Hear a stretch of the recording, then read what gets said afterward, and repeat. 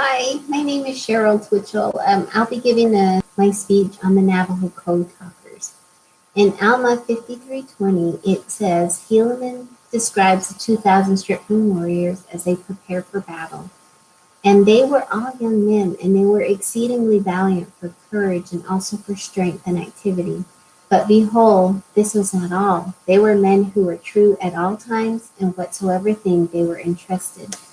This scripture brings special meaning to me as a Native American. It reminds me of some great and incredible men. During World War II, the Navajo Code Talkers were used to devise a code that would be unbreakable. This led to a major victory for the United States. Native American men have always protected what they cherished and loved, from their families, the land where they are from, and their communities. They would give of their own lives so that others may survive. They are called warriors. These warriors were trained from a young age to defend what they love. In May 1942, the first Navajo Code Talkers were enlisted into the United States Marine Corps. These young men were trained and were told to come up with a code that used the Navajo language to send messages to other soldiers of troop movements, enemy positions, and other critical information that was needed on the battlefield. This is John Brown Jr. He says, and I quote, "It became serious when we started to develop that code. They wouldn't let anybody in there. They kind of shut us out secretly, trying to talk about it back and forth, and there's lots of guards around." End quote. The code was developed by using two different types of codes. The Type 2 code was merely a translation of the information that was needed to be conveyed from English into the Navajo language. The Type 1 code was a little more difficult. To develop the Type 1 code, the original 29 Navajo Code Talkers first came up with a Navajo word for each letter of the English alphabet. Since they had to memorize all these words, they had to use things they were familiar to them, such as animals.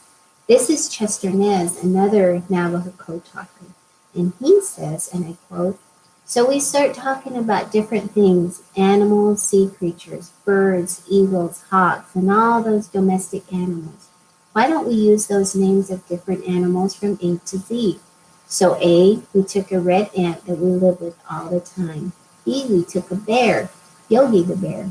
C, a cat, D, a dog, E, an elk, F, fox, G, a goat, and so on down the line." End quote. For example, for the letter B, they use the Navajo word for bear, which is shush. For the letter C, they use the Navajo word for cat, which is musset. This was pretty amazing. They used animals such as turtles to describe equipment like tanks or dragonflies for helicopters. This code had to be kept secret so that no one could break it. These messages were conveyed through the use of handheld radios, phones, or wire and radio equipment. The message was given in English, and that message was translated into the code and relayed, so information like more ammunition was needed. And back to John Brown Jr., he says, and I quote, "The commanding officer, they give you a message that's written. It's just short talking about how much ammunition in certain map area that Marines are getting killed. They need more machine gun ammunition. You translate that as small as you can." End quote. The Navajo Code Talkers were assigned in the Pacific to fight against the Japanese. The messages were sent and sent in 2.5 minutes instead of hours if done by other soldiers. This was done with accuracy, and so this was used in other areas such as the invasion of Iwo Jima. Over 800 messages were sent without error. This led the U.S. to take over Iwo Jima. Sadly, their act of bravery was slowly recognized. It wasn't until 1968 that the code was declassified. On August 14, 1982, President Ronald Reagan declared that day as Navajo Code Talker Day. In July 2001, President George W. Bush honored the 4 remaining Navajo Code Talkers Medals of Honor. A monument stands in the Navajo Nation capital of Winter Rock, Arizona, to recognize the incredible act of bravery committed by the Navajo Code Talkers.